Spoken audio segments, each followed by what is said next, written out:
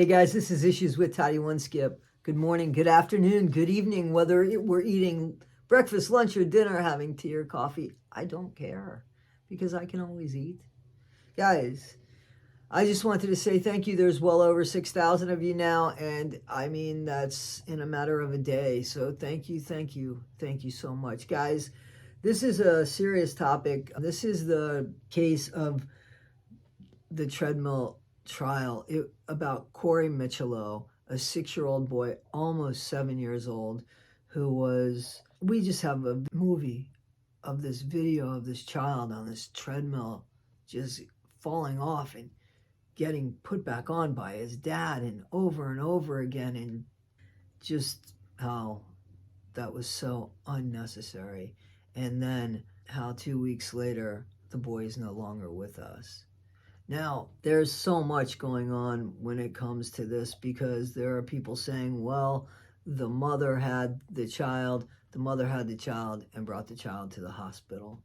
I've been watching the trial. We're going to hear how there are professionals saying that Corey died of intusions and blunt trauma and this and that. And then we're going to hear how Corey died of sepsis. We're going to hear a bunch of different things. And that's what I'm saying. When you look for something, it's usually there. You know what I'm saying? Like, when you look for it, it's usually there. And so how can one, medical examiner, one, professional who's highly regarded get one cause of death and the other one who's highly regarded get another cause of death? It's just so.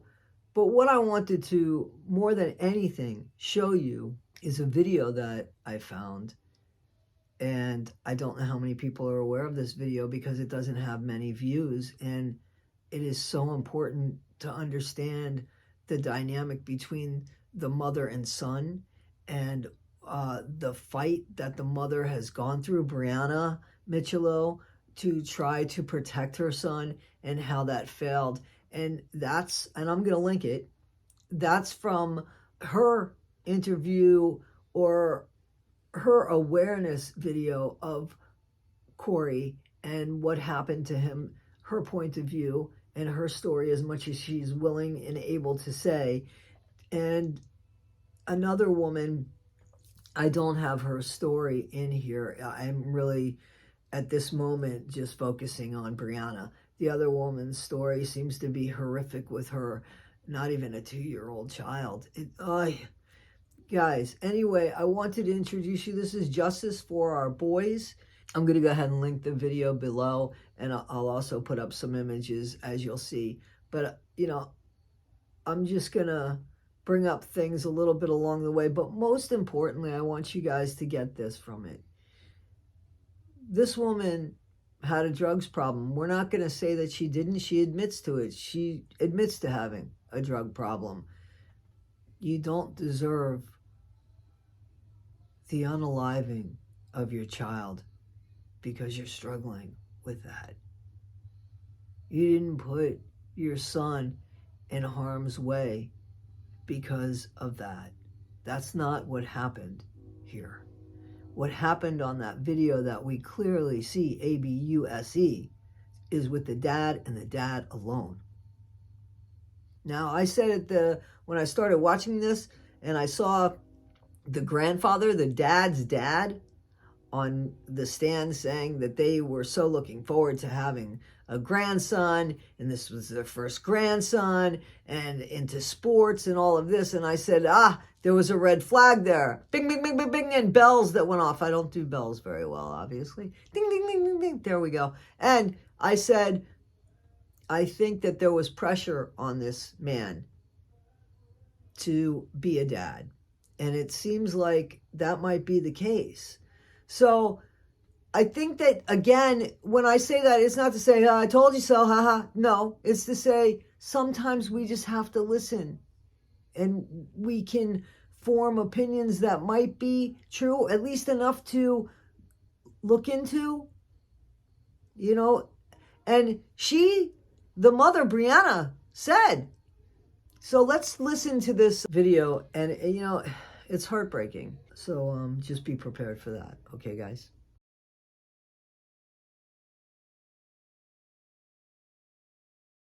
Hi, I'm Breanna Micciolo. I'm 24 years old. I'm Corey's mother, and when he passed, he was 6 years old. Okay. So I haven't really talked about the very beginning of my story. Um, this is going to be the first time I really do talk about what happened when Corey was conceived. I'm not going to go into many details because of investigations and whatnot. But so when Corey was conceived, it was not consensual. It was sexual assault. I was 16 when I got pregnant, and Christopher was 21. Um, After that, I got pregnant. I told him about it, and immediately he wanted me to have an abortion. So after that, I just tried to stay away from him. I didn't want him to be involved because I didn't want him to try to force me to have an abortion because I wanted Corey. I didn't believe in abortion, and like I said, I stayed away from him for a long time. He knew I was pregnant. He knew he was a father. He didn't come around much for 5 years, and he did once in a while, but it was very briefly, just here and there for 5 years. And then when Corey was 5 years old, I went and applied for government assistance. I didn't know that doing that made them go and file for child support themselves. It was them against Christopher at first for child support. I didn't know that was going to happen. If I did, I wouldn't have done it. I wouldn't have applied. But they asked me who his father was, and I told them. And so they went ahead and filed for child support. And that's how he came around. For a while, he just paid the child support. And I guess at some point, his family found out that he took a DNA test and Corey was his child. And I believe that his parents forced him to go to court and get visitation. So once the visitation started immediately, that's when Corey started coming home with his bruises. The first incident, he came home, I think it was the second visit with him, and he came home with a busted lip. Christopher dropped him off by the driveway, and Corey walked up. And then once he came inside, Chris sped off. And then Corey came inside, and I could see that he had a busted lip and he had some blood on his shirt. And I asked Corey what happened. At first, he was hesitant. He didn't want to tell me. I asked Christopher. He didn't answer me. So I decided to take Corey to the police station, which he was afraid to tell them what happened, but they ended up calling DCPMP. And they came out and they did their investigation and they talked to everyone. And Corey didn't tell them what it was, but he told me and my sister that Christopher smacked him in the mouth because he had cursed. And Chris told them that he accidentally kicked Corey in the mouth while he was going to kick a soccer ball. But of course, Corey had a different story. And that case got closed because they felt like it was unsubstantiated. And then after that, the next time Corey came home, and it looked like he had like rug burn all up and down his arm, all up and down his torso. And he looked like he had a handprint on his face. And I asked Corey what that was about. And he told me that his dad thought he was too fat, and he made him run on the treadmill. I asked Chris about it, and he said the same thing, that he thought Corey was too fat and I needed to stop feeding him fast food. So then I called DCPMP, and I guess they thought it was okay for him to do that. But they did tell him that you can't put him on the treadmill anymore. And obviously he did again. And after that, I have calls with DCPMP every week. There was different incidences where Corey would have a busted lip, black eyes, bruises all over his body. And then I'm going to fast forward to March 20th when not the next incident, but the latest incident. So Chris took Corey to the gym. He had a gym in his complex. And what he did to Corey was caught on surveillance camera. I didn't know this until after Corey passed away. No one told me about it. So Christopher made Corey get on the treadmill, and then he sped it up as fast as he could, and Corey couldn't keep up with it. So he fell and hit his chest. I've never seen the video because I can't. I don't want to see that. I don't want that memory stuck in my head. But I'm just telling everyone the way it was described to me. So he fell and hit his chest 6 or 7 times. And then Chris walked over to Corey and picked him up by the back of his shirt. And sorry. So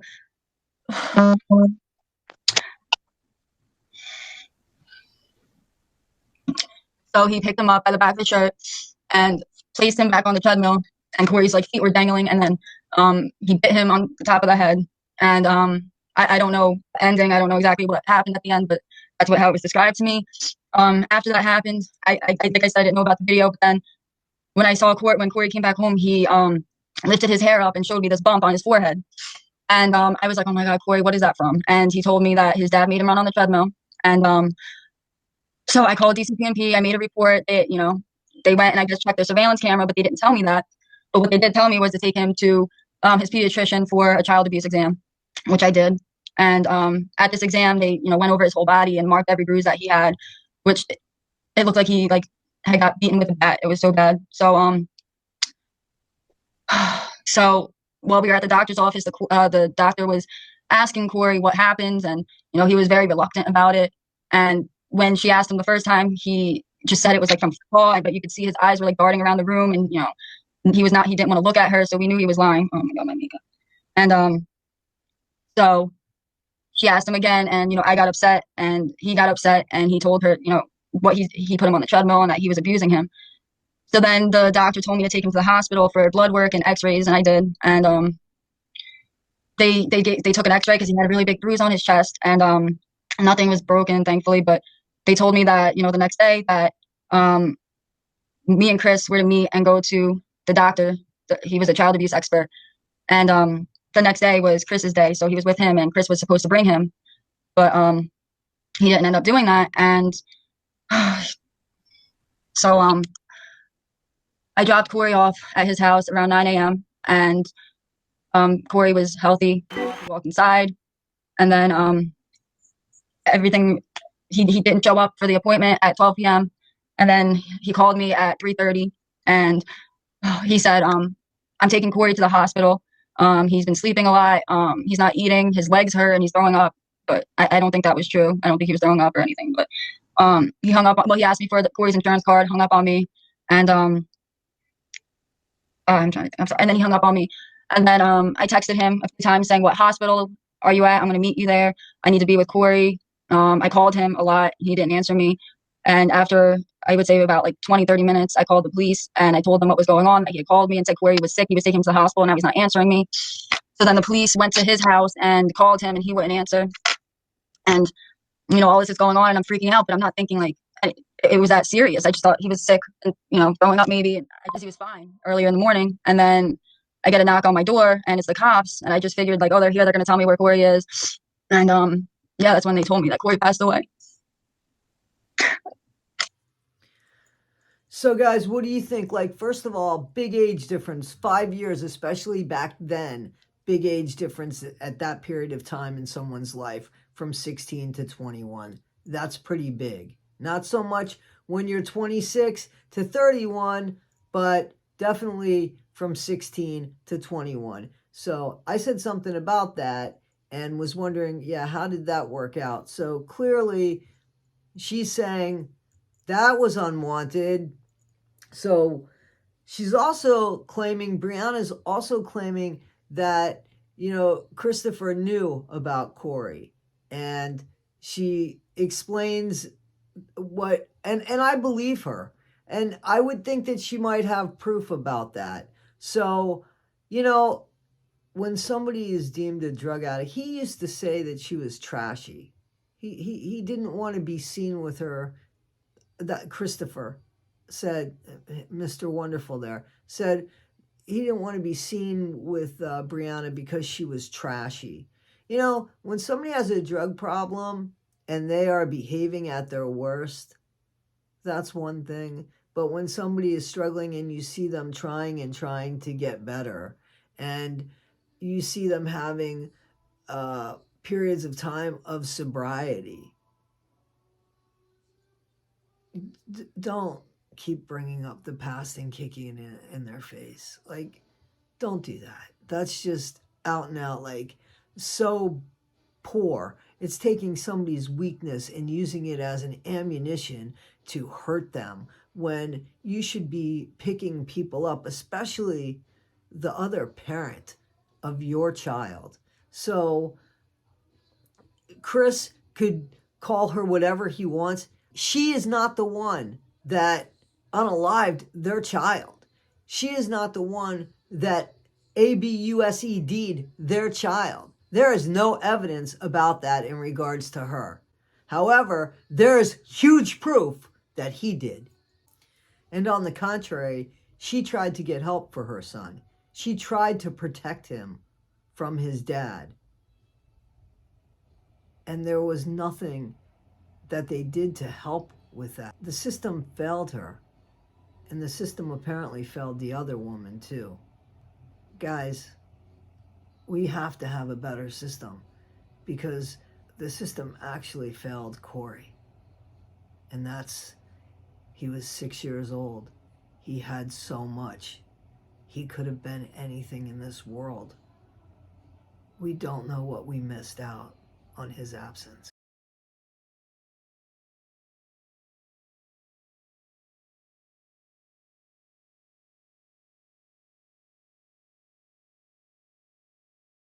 So, guys, tell me what you think in the comments. Please like, subscribe, and share. And please check out that video because there is a heartbreaking story as well from the other woman that shouldn't be unnoticed. But right now, I'm just focusing on the trial that's going on at this moment. I really don't know anything about the other woman's case, but that doesn't mean that we're not going to check into that one too.